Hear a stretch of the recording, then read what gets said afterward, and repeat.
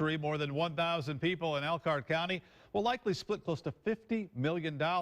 Federal judge made the ruling in a class action lawsuit.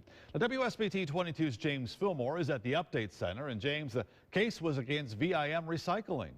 It's not around anymore, Rick, but a lot of you may remember the business caught fire back in 2007. The blaze burned for days. New at 11, people who live nearby say that was just one of the hazards the company caused over the years.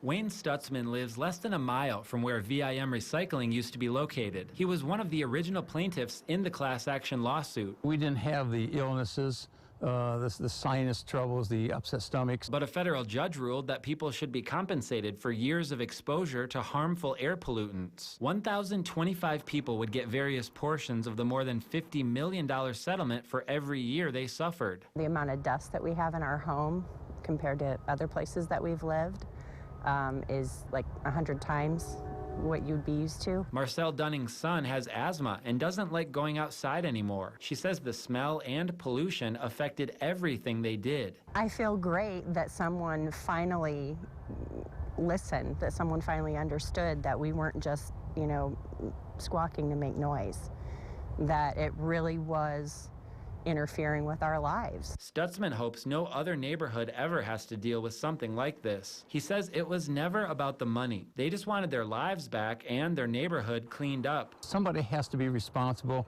and for the actions that were taken.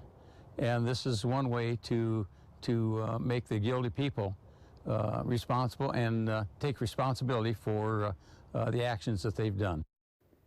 The Hoosier Environmental Council represented the members of the class action lawsuit pro bono for several years, but the judge ordered that they be reimbursed with some of the settlement money. And Rick, the current business Soil Solutions will have to vacate the property within 5 years. Stutzman says until that happens, they'll always be worried about another fire. James, thank you.